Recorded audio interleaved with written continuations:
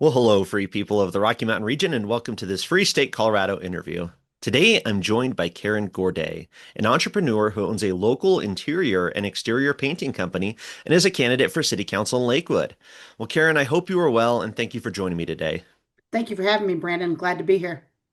So, Karen, why did you decide to run for office? Couple different things. I followed local government for years. I went through the Lakewood Planning Academy when they had it several years ago, and then was on the Lakewood Advisory Commission. And I've been sitting on the sidelines and just not super happy with what's going on, and decided to get off the sidelines and actually run for city council. So here I am. Well, definitely applaud you for that. So often people focus on the bigger races, right? You see somebody who's brand new to politics want to run for governor or U.S. Senate. And, not that they're not just going to have a chance, but you can actually win and have an impact at that local level. So I definitely applaud you doing that, running for office at the Lakewood City Council level, and really encourage other people to get involved, to either support your campaign or another candidate maybe in their area, or run for office themselves. I mean, how important is local politics to our lives compared to what's going on at the state or national level? Absolutely. The local politics that affects our everyday lives. I mean, the federal level, not so much. And so, if we really want to make a difference in the everyday life, then local city council is the place to start. So, Definitely. Were there any issues specifically, Karen, that kind of motivated you to run? You said you were not satisfied with what the city was doing. What stands out? I think the biggest issue is that the citizen voices are not being heard. And that's been a long-standing issue in Lakewood.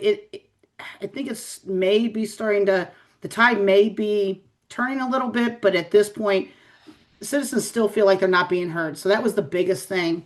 And then some of the decisions lately, like right before I registered to run, um, spending decisions. So the city council approved up to $500,000 to light up an RTD bridge in the name of economic development. And it's those type of things that you have to question. It's like, wait a minute, this is taxpayer money, and we're lighting up a bridge we don't own.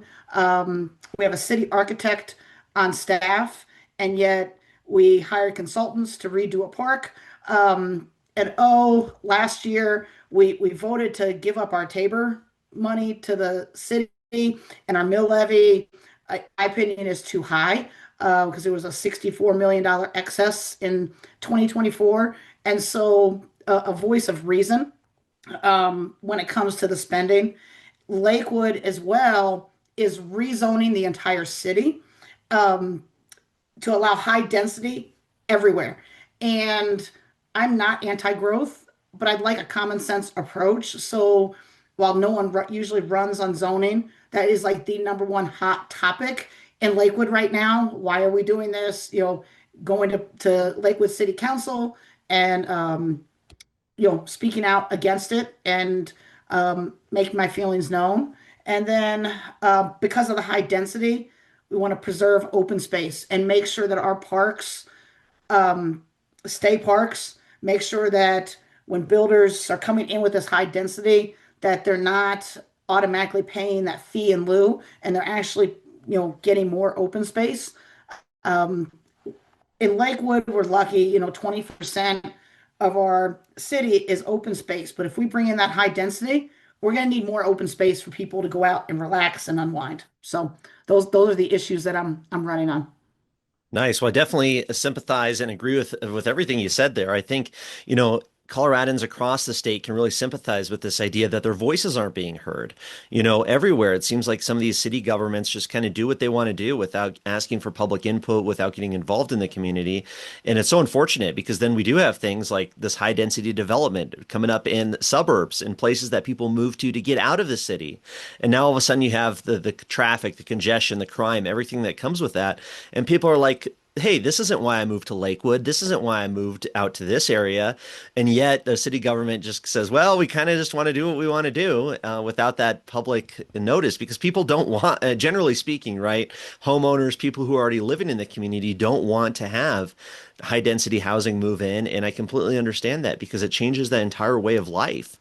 So I get what you're saying that growth is kind of inevitable in some way, but being smart about it and really trying to preserve that local community as it is for the people who have already invested in it. I think it is so important. Absolutely. It absolutely is.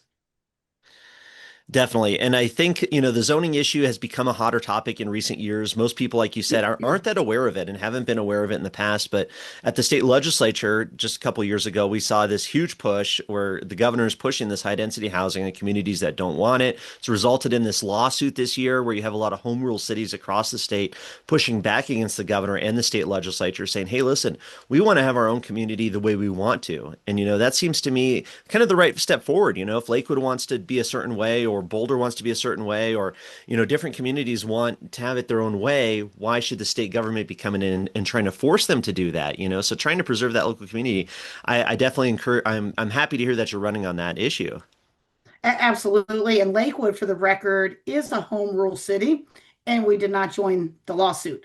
And that has a lot of people up in arms as well. Why did we not join the lawsuit? Why are we just caving to the Polis administration and going further than he's requiring? And we don't have a clear answer on that. So, yeah, that's enough to make, that was enough to get me off the sidelines and saying, okay, enough is enough. Well, and I think the taxpayer money part is so important as well.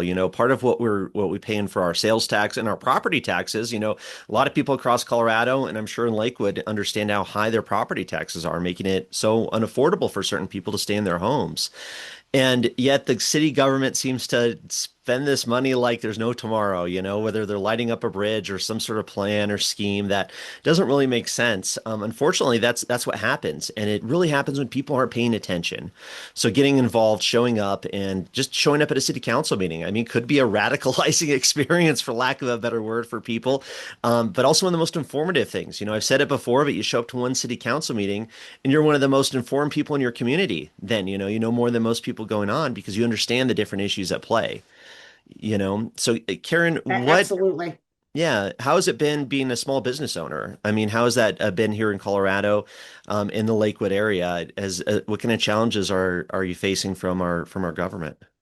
Well, it's interesting. I've had a small business for 6 years. And that's kind of what led me to be unaffiliated, back in 2020. And I don't like, first of all, I didn't like my business being shut down during COVID. Even though it's a painting company, at first everybody was shut down, and then we were able to reopen because we fell under construction. But I would say I don't feel like Colorado is friendly to small businesses, and it's getting worse. And just like every other industry, labor is very hard to find, and then you've got to pay the labor. And so it's a pretty tough environment for small businesses here in Colorado, and I think we can do much, much better.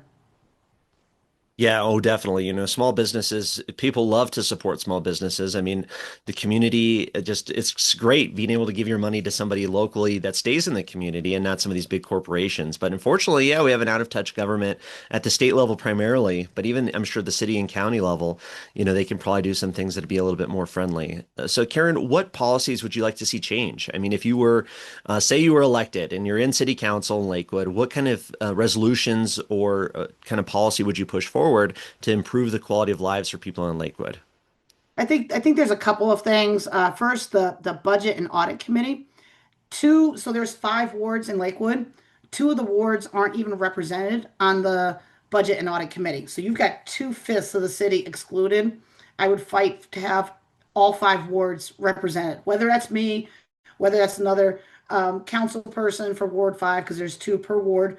Um, every ward needs representation on the budget and audit committee. And then I think we need to look at for example, the planning commission when we talk about growth.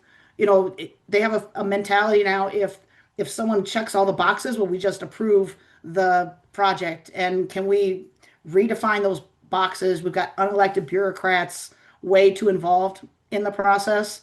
Um, and we have to get better of getting citizen voices in the, you know, every step of this. So, for example, when city council has study sessions, typically they'll bring in, people from staff or maybe special interest groups. Well, how do we get the citizens to be part of those study sessions? And I don't have an answer yet.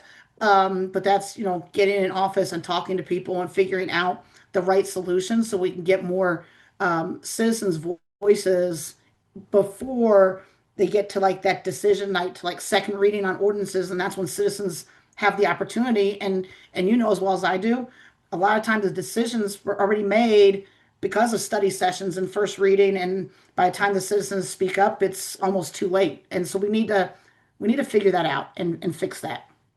Oh, I couldn't agree more. I think getting the citizen voices involved earlier in the process is so important. To have a representative or a democratic form of government, the people need to have a voice. And it's so unfortunate. I can't help but think about what a disadvantage even just elected city council members face when going up against like the city planner, the town manager, the city manager. You have these entrenched bureaucrats, for better or for worse, who've been there for a long time, that's their full-time job is to work on city policy and city projects. So they come to the city council members who are probably working a full-time job and doing the city council kind of in their free time or spare time, whatever you want to call it, part-time. And they have all this put together, and we've already talked to all these stakeholders. The city staff's already talked to the stakeholders. They've already talked to all the special interest groups. Everybody's behind it. And now we just need you, city council member, to rubber stamp it. And the city council member's like, oh my gosh, I don't have half of the resources, the time, or the ability to look into this issue that the city's telling me to vote on, in a very short amount of time. So, not only empowering citizen voices, but really empowering that representative kind of idea in terms of what our communities are doing, and kind of, I don't know how to do it exactly, but taking away some of that power from the city itself and giving it back to the people. I think that's something that definitely needs to happen. Absolutely. We just got to figure out how to do that. So, Well, and Karen, you mentioned earlier that you're unaffiliated. So you're not registered Democrat, you're not registered Republican, you're not registered Libertarian, you're unaffiliated. What kind of response have you been getting in the community being an unaffiliated candidate? I think it's been positive. The super far right and super far left don't really like it. Other than that, though, that whole middle ground absolutely loves it. We're of the mindset, neither party is working for Wood right now. So I think that piece is going over well and a little bit of relief. The great thing about unaffiliated is I can talk to everybody with no agenda from any party. Um, Kind of like I can do what I want, and not have, people saying, okay, you need to follow these specific rules and you need to talk about these talking points. This is me, and what you see is what you get, like it or hate it. I don't have an agenda other than bringing the citizens' voices forward and having a difference in our community. Yeah, no, that's a great point. I've had similar results myself. I'm registered libertarian, go door knocking on my campaign, and I think it's refreshing for people to hear that there's other people out there outside of the two big parties that are getting involved and having a voice. And especially Karen as unaffiliated, I mean, that is the biggest voting block in the state. I'm sure it's the biggest voting block in Jefferson County and Lakewood because when you go to your automatic voter registration here in Colorado, they automatically put you as unaffiliated unless you choose one of the big parties. So being able to go up to somebody's door or talk to somebody at the grocery store or some event and say, I'm just a person, business owner running for office, and I'm not attached to this. I'm attached to these ideas, issues, and principles. I think that's refreshing for a lot of people, and that might be a good path forward for people interested in running for office themselves, but maybe don't want to get involved with some of the big parties. Maybe we want to avoid some of that drama or party politics. Well, exactly. And I had, people, review my website and they're like, well, you were too wordy. Politicians don't put that many words. And I'm like, I'm not a politician. And I kind of put myself when I'm trying to vote and I'm looking for information on a candidate and their websites don't tell me anything. And I'm like, well, who are you? And then Friday I had it updated, so I can update, any media articles, post them right there so people don't have to do 100 searches. You can see what I stand for, what's been covered, the good, the bad, the ugly, and but it's all right there because I'm not a politician. Make it easy on people to, this is who I am. This is what I stand for. This is what I'm running on. Awesome. Well, definitely applaud you for running for office. I mean, obviously you're running for office, you want people to vote for you, but what other messages do you have for the people of Lakewood or the people of Colorado in terms of what's going on at the local level? I'd say get involved. Whether you vote for me or not. Obviously, yes, to your point, I want people to vote for me because I want to get in and make a difference. But get involved. I know it's hard. You get busy with your full-time jobs. Maybe you're working a part-time job. You've got kids, your family. Life gets in the way, but the one place to pay attention is at the local government. Definitely. All the attention people give to what happens nationally, all that passion and energy and anger often you see on social media at the national or even state level. Imagine people channeling that at the local level, what good can be done potentially from that. So definitely echo that sentiment. And then Karen, where can people find more information about you? You can go out to I'm sorry, go out to Karen4Lakewood.com. So it's Karen, four is spelled out, FOR, Lakewood.com.